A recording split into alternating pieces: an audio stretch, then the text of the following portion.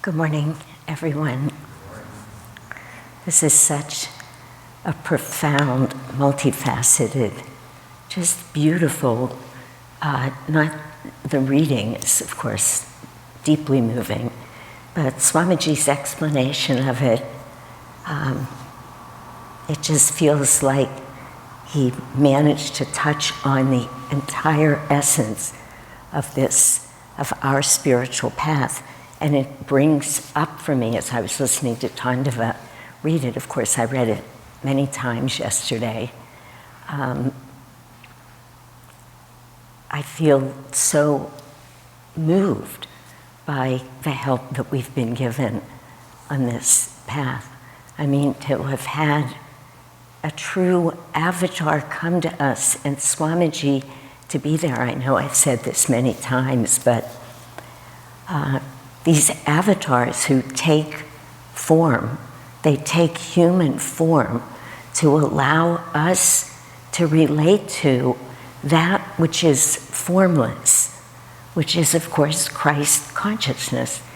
But there would be no way for us to reach that, to open ourselves to it, comprehend it, without either just some divine blessing or these wonderful teachers who come.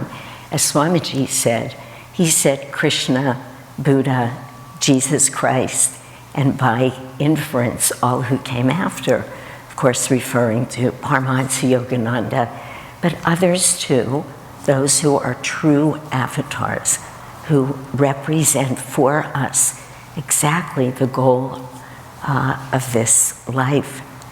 I had a little fun last night and I Googled who are true Christians. If you want to have a good laugh, you might want to take 10 minutes and do this. And then I just either read or listened to the first few lines of a lot of recordings, a lot of readings. People just want to make it so easy. So who are the true Christians? Those who read the Bible every day, or those who attend church religiously every Sunday, or those who can quote the Bible. This is actually what they say, and it reminded me of a story that I've told, at least many of you have heard it. I'll keep this story brief, but when I was seeing a patient one time in a clinic, somehow I mentioned Christ. I don't know how I did that in the middle of an urgent care medical clinic, but I did. And the man looked at me, said to me, "Oh, are you a Christian?" And I thought about it for a moment, and I said, "Yes, I'm a Christian, but I don't think you would think I'm a Christian." So he wanted to talk about it, but I wouldn't, and we went through his visit. And then when I came back at the very end of the visit, he said to me, "Do you believe that Jesus Christ is the only living Son of God and he died on the cross for our sins?" And I said, "No." I was a little afraid. And then he looked at me, he said, "How did you know I wouldn't think you were a Christian?" I mean, because it's made so simple in man's mind. And yet, here's this beautiful reading from Jesus where he's saying all those who came before me were thieves and robbers, not meaning, of course, all of the other great teachers, but referring, as Swamiji says, to those who tried to make the teachings their own, who, these people, the Pharisees, other people, it's happened in every religion. It happens everywhere, where ego comes in. That's what we're all wrestling with. Of course it comes in. As Swamiji again pointed out beautifully, we need that ego. That ego is exactly what inspires us, what says, I want more, I need more. I feel a deep longing, even long before we know what it is. Then the ego gets in the way. Once we start on the path, and this is what's happened with so many teachers. They're teaching from a place of ego. They want you to believe in them. I was thinking last week, this thought crossed my mind when I was watching. I watch a lot of people in classes teach and all that we do, all of us. And I thought our job is really to be up here or in a classroom or singing music or whatever we're doing and hope that everybody can see right through us to the masters. We don't want people to see us. We don't want to have ourselves be the image that's being created here. We want to be that open channel and an inspiration and the humility, uplifted humility, but humility that comes with knowing that God is the doer. As Swamiji said, that everything that we're aspiring to comes from these masters, not from here. But of course, Jesus was faced with the Pharisees at the time, who unfortunately, though everybody means well, had allowed their ego to get in the way. And he was saying, don't follow them. They're not speaking truth.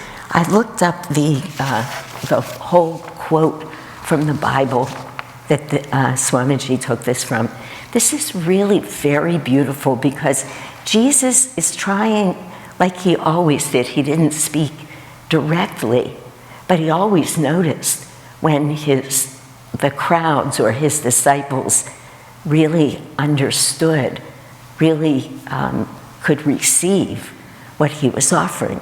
So of course, how many times did he say, and did Master say, for those who have ears to hear me? And he often would say it, then repeat the teaching in a different way, then in a different way, because he could see that they were not getting it. I mean, that, of course, is the answer to who are the true Christians. It's those who have ears to hear and are aspiring towards truth and are willing to fight what is a really hard battle. You know, I don't think it was in this reading, maybe in the expanded version. Now I'm forgetting, so if we just heard it, it's fine. It's so beautiful. Swamiji's talking about desire, which of course comes right from the ego. And he says it's so elusive and it's so powerful. That's why this incredible phrase from the Gita, you have to cut it at its roots or it will get you. And Swamiji draws this image where he says, if there's one little thread of ego, it doesn't have a lot of power. But if there's many threads, and you can just see that image where we get bound, and he said it creates a web that is nearly impossible to break out of. That's our job, is to be working towards that, breaking ego's spell, as he's written in one of his chants. But it's very hard, and we have to get it at the roots, or it's going to get us. That, of course, that battle is what gives us spiritual strength and fortitude, the willingness to keep facing it. Yesterday we spent a wonderful morning here. It was very uplifting. It was, we meditated together for an hour, and then it was a question and answer period. And the questions that came, both from people who were sitting here and people who were with us online, were so deep and touching in the sense that I could feel, as the questions came, this deep, deep desire in everyone who was asking to find truth. I could just somehow, every question, feel the genuine, again, just deep desire, this search to know God. And it was really, they were wonderful questions, and it was so interesting how often the same issues would come up. Of course they would, because we're all facing this human dilemma, but in one form or another. How do I deal with guilt? How do I deal with being so emotional about the death in my families? How is it that I can share with people that I love what I know could help them, but they're not open to? What do I do with bad deeds that I've done in the past? How can I let go of that? These are all of the questions that we ask as we're struggling mightily, I would say, yesterday with our ego. But it's the struggle that really touched me, that absolute willingness to show up, to be so self-reflective, to ask the hard questions, looking for honest answers. How do I let go of all of the ways that the ego has a hold of me? And each one of them, they can look so simple. I was telling a story of a coming together like this that I had with my partner Barry the night before. I came out of Yosemite and I was just feeling so calm. And I came home and there were issues I had to, he's watching right now. I know he's watching. And there were many issues that came up. He was not in Yosemite. He was not. I was. I had been up at 10,000 feet with very few people and total silence and bright blue skies. And then to come home to life. And that's what he was reckoning with. And they were real issues. Suddenly the toilet broke, problems with the new puppy that's coming into our lives, and on, that are so maddening. They're so distracting. They're just these little things that are put in our way that we get sidetracked by. And I wanted to, as I walked into the door, get angry about it, and feel, can we just be in this calmness that I had experienced? Can we maybe not have this look as huge as it looks? And again, he of course was sitting in a house when it's 95 degrees and all this is going on. And just when I was about to get upset with him, I said to myself, that is losing the battle. That's not what you're here to do. You are here to open your heart and love him and support him where he is. And that was the truth. If I had gotten angry, which would not have been his fault, I would have lost that battle. Now that's a little battle. That's not like losing your home, or Helen told a story this morning during purification of having visited a small town not that long ago. And now, with the fires, that town is just gone. Just gone, doesn't exist. She was just there. And now it's nothing. But you see, we each get these issues in front of us that are just perfect for us. And if we can't rise up and expand beyond them and open our heart, then we lose the battle. You know, there were no Christians when Jesus was here. They didn't exist. When I thought of that yesterday, and I was thinking, he was calling to everybody. What he was teaching was there for all of us. Everyone was and still is for everyone. He was not speaking to any particular person. He was speaking like Krishna did to Arjuna, exactly, the last avatar. He was speaking to Arjuna, who was disciple every man. And he was saying, you must do whatever you have to do to let go of the ego and of those who would call you away from the path and come with me.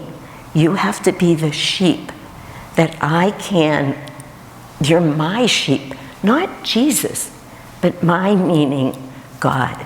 Open that gate, let me be the gatekeeper. I wanted to read this to you.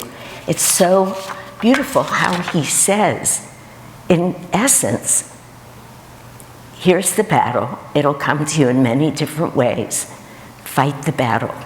Get rid of the desires. Fight your ego. But it's so beautiful because he says at the beginning of every little section, truly, truly, he says that, like imploring people to hear him.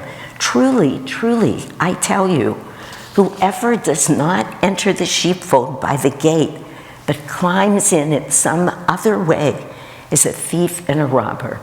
Meaning, whoever doesn't do it by finding God, by lifting our consciousness, but whoever does it through any egoic attachments is a thief and a robber. And of course they are. If we follow them, they're robbing us of our birthright to know God, to remember that we are one with God. This is what Jesus is saying here. But the one who enters the gate is the shepherd of the sheep. The gatekeeper opens the gate for him, and the sheep listen for his voice. He calls his own sheep by name and leads them out. It's very beautiful. And I'll just read one more piece of this. Jesus spoke to them using this illustration, but they didn't understand what he was telling them. So he said again, truly, truly, I tell you, I am the gate for the sheep. All who came before me were thieves and robbers, but the sheep did not listen to them. Meaning, those of us who want to, it's not find God somewhere else. What all of these avatars are saying, as we've heard over and over, they're not here to tell us how great they were. They're here to show us how great we can be. And that if we're serious on this path, that we wouldn't be drawn away by the call of the ego, but rather we would go with Christ's consciousness and enter that gate. And that's what he says, I am the gate. If anyone enters through me, he will be saved. He will come in, find a pasture. The thief comes only to steal and kill and destroy. He's talking about ego. Very powerful words. Jesus used very powerful words because he needed to in that time. But it's so beautiful how he kept coming back to the people and saying, listen to my voice. Listen, feel the truth in what I'm telling you. We have forgotten who we are. These avatars keep descending. They come to us ever and again, your awakened sons. This is what the festival says, ever and again. And as we enter this life where we can finally know, where we have the power to know this could not happen until we had these human incarnations. Swamiji calls it in the festival the dawn of self-awareness. And that's what's happened to us. But we need to not stop. We need to keep going. We need to write a different bundle of self-definitions, Swamiji called them. We're not this person, this woman, this musician, this teacher, whatever, however we see ourselves. We're really not that. We really are that divine being. But we're living with a veil in front of us. I love the Master's first line of his poem Samadhi. Vanish the veils of light and shade. The veil, because right behind that veil, right behind it, a veil's very thin, is reality, our reality, that we are in fact one with God, that Jesus meant it when he said, follow me, that Master came and gave us all of the tools that he gave us, that we all have this ability right in front of us, and yet it takes work. This is what I kept hearing yesterday, this is what I shared in my own life, many stories. But what else would we do? We're going to be the sheep who follows the gatekeeper. And again, he tells us 4 times, don't go there, come here. So we have to bring this back into our lives in every way that we can. I love this chant Keshava led this morning, desire, my great enemy, and then how it moves from desire to pranayam. It's the wishing tree. Pranayam is my salvation. It just goes on. And all that we've been taught on our path is a form of pranayam. These beautiful, we've heard it all so many times, I won't say it again, but all of the techniques that we've been given, every one of them is a pranayam. Every one of them, if practiced, allows us to have the vision to raise our energy, to not get caught in the web of emotions, which is what all of this is. It's either emotion or we transform that energy, we lift it up, no matter how hard it is. That's what we can all do. We've been told again and again by every avatar that's come here, this is what you have, this is who you are. Follow these teachings and awaken to the light and to the love of God.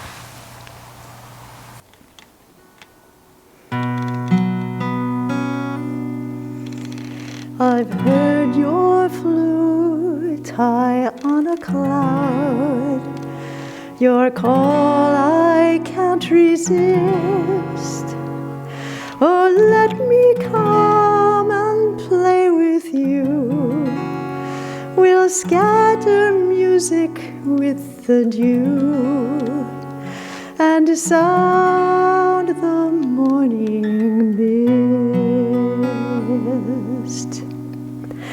I've heard you piping on a hill, all else I've set aside. Oh, let us dance the mountain peaks. We'll skip with breezes on the creeks and soar the valleys wide. Your flute has called me to the fields. Now I've no place to live. Don't send me back, rejected friend. Whatever I call mine must end. All that I am, I give. I hear your flute in every tree, in every flower and stream, and sweetest melody of all, a song that heaven's joy recalls. Here in my heart you see.